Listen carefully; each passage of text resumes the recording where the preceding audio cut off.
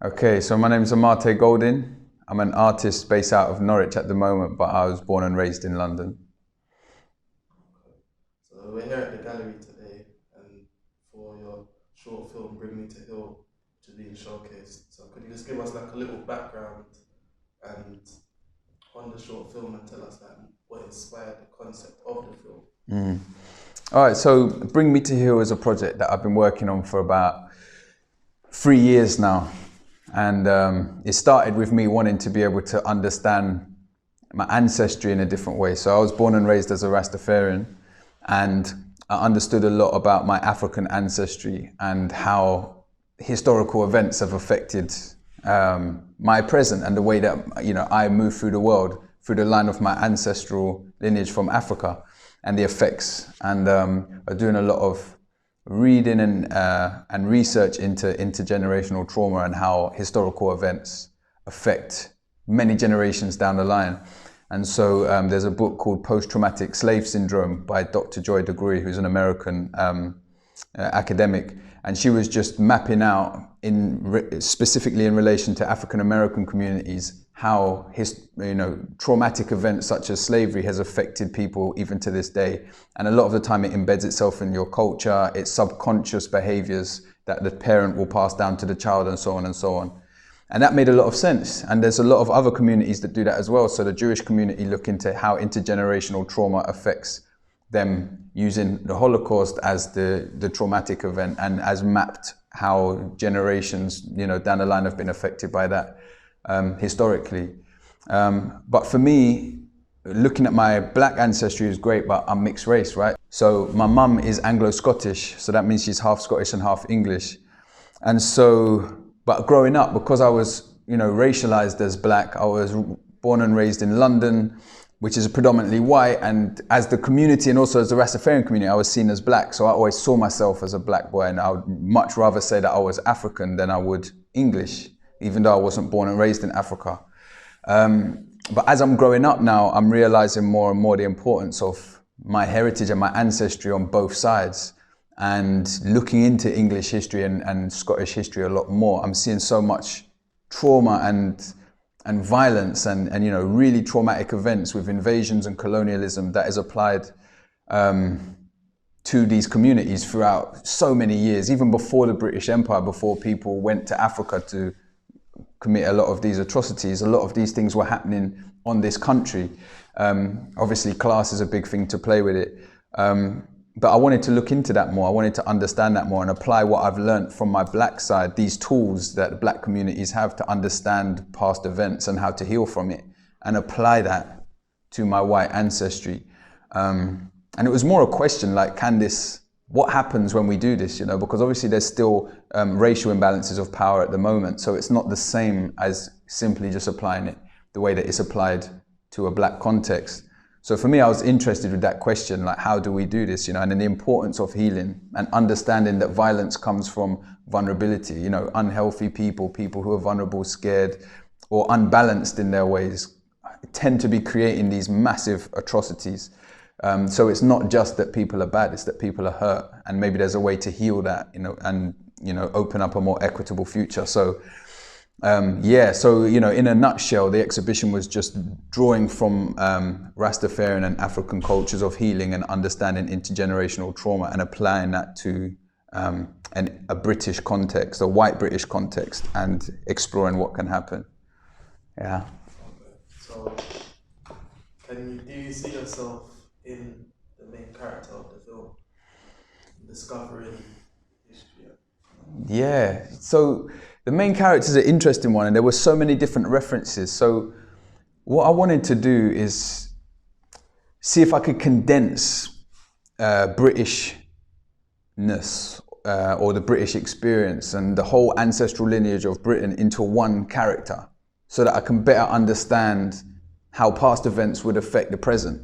Because when you're talking about an individual, say like, okay, I was attacked as a child, or this traumatic event happened to me as a child, that that's going to affect someone in later life. No one questions that.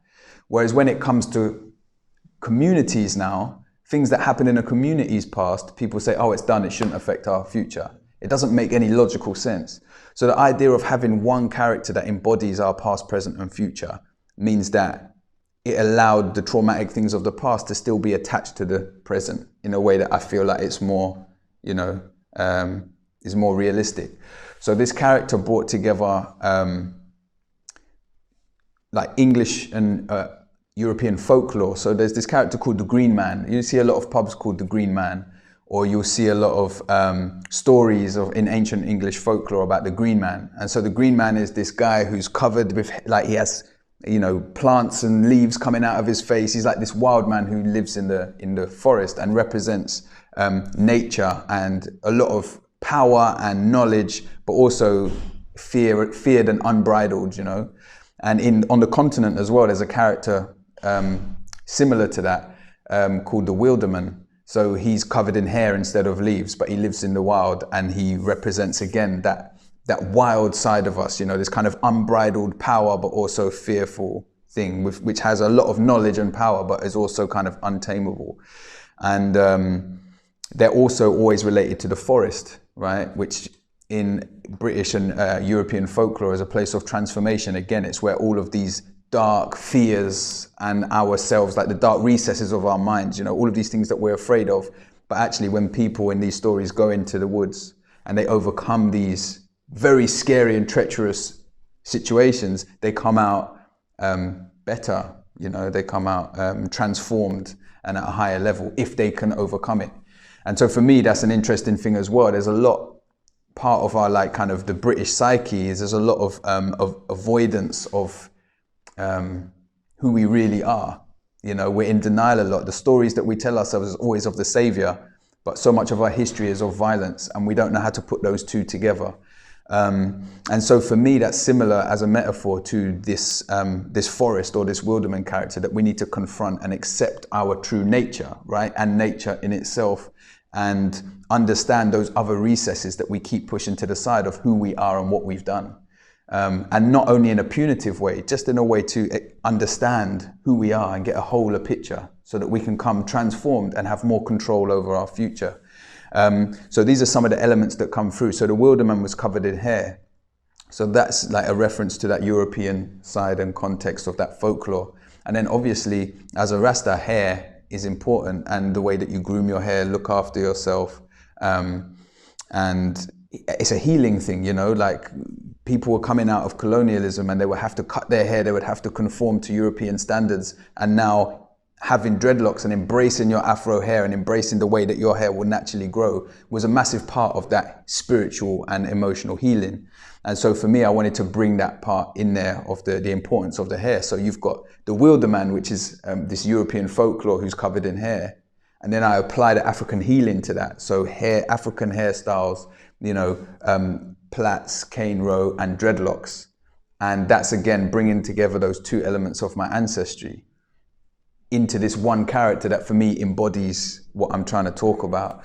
But yeah, it's a bringing together of these worlds and cultures, which represents me. And my brother in the film is the one who was acting this character, this entity. So yeah, it did feel very personal at the same time. Yeah. You answered my next question. You go on, what was it? No, I was going to say, what was the inspiration for the garment and the mentality behind it? Yeah, I can say that again if you like. So, one of the big inspirations as well in the garment was going back to British ancestry and understanding the amnesia that we have of our own culture. Because historically, when Britain went to other places, it would destroy the cultures there and replace it with its own. So for me, there was always this assumption that England knew its culture and it would take out other people's culture and replace it with its own. But actually, the more I start looking into it and accepting my own Englishness, I realize how lacking English history is, true English history. Some people maybe in school get taught about the Tudors, maybe Guy Fawkes or something like that. But actually our true English history from beginning of records and how we ended up in this place, the different invasions and the emotional legacy of those events. Not just, oh, this person came and conquered, but what happened? What happened to the people? What happened to their stories? What happened to the emotional way that people navigated after that point? There's none. We don't really know that. We don't really connect with that at all. And it's funny, when you look at the empire as well, the closer you get to England, the less historical accuracy you have, or even knowledge. So when you're in Ghana, people know what happened with the empire. They know when they came, they know what they did, they know when they left, they know why. Then you get closer and closer in until, you know, Scotland and Ireland, you know, even on Britain themselves, they have an understanding of empire in a way, but it's a lot less than people outside in the rest of the Commonwealth. And then as you start getting closer and closer to England, no one really knows. People think, oh, the empire was kind of a good thing. Yeah, there was a few bad things, but they don't really know. That's interesting to me. So for me, when I'm looking at their British and English context, there's a lot of cultural and historical amnesia. We don't really know who we are. And the garment encapsulates this for me because it's based on, so this is one thing, right? Did you know that the word Britain comes from the word Pritani, which means the land of the painted people or the land of the tattooed people? And so this is a Celtic word. This is from back in the day, and this is where we still our name Britain comes from this word, because the original people of this place were kind of like Maoris. They would have tattoos or painting on their body of all of their symbols, you know, religious iconography, family tradition, same way as Maori or other cultures would do this. They'd put their stories on their body. Obviously now we're completely disconnected. We don't even know what them symbols would have been. We don't know anything like that, but that's still our name, you know, that still connects us to this point of these peoples who were there. You know, genetically, I don't know how much of them is even left in our blood, but culturally, you know, and spiritually, for me, it's important to understand the history of the land that you're in and, you know, Pritani. So for me, I started with the garment to reimagine or at least reconnect with that idea of ancient British body art as a starting point.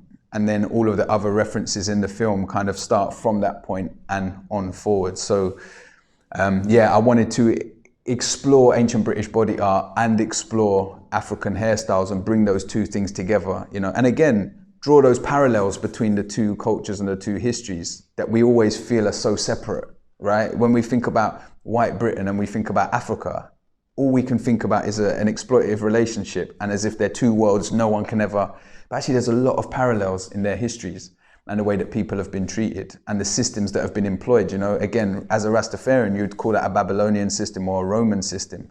And it's interesting because the Romans came in and invaded Britain and were extremely intense with it. You know, it was brutal and wiped out so many different cultural behaviors and created a lot of issues and violence towards the local population. There were a lot of uprisings, there was a lot of trauma there. But still, the way that we remember the Romans is even more favorable than we might have remembered the ancient Britons, you know? Like, oh yeah, the Romans, they brought roads and they brought Roman baths and, you know, and so it shows the kind of systems that we still base ourselves on and identify with, you know? Yeah. What would you want viewers to kind of take from the film? So, you know, as an artist, the point, or what I will try to explore, is how to communicate things that are beyond words, right? Or beyond any other form of communication. That's my aim, because otherwise I could write it or I could sing it or something. So it's hard to explain exactly what I want people to come away with, but I just want to create an environment of reflection. And a lot of people, when they come and feel the show, they know that it's powerful, they know that it's deep, and a lot of the times they don't really know what to say. They're just feeling it, you know, and they're like, I felt this, but I can't quite explain. I felt this, but I can't quite explain. And that's where I want to communicate to, because that's the role of art, you know, to transcend these other form of communication that we have. So obviously people can come away with theoretical things like, okay, I can see what dynamics, this is talking about healing, or this is talking about, you know, certain elements. But there's something more that I'm trying to communicate, and that's this kind of gut feeling, you know, it's even more than visceral, and it's hard to explain, you know, but it's, you know, I wouldn't even say that it's spiritual, it's just something that's in your stomach that I feel that I want to communicate to other people. And I feel a lot of people get that and they don't have to have a words for it, you know, yeah.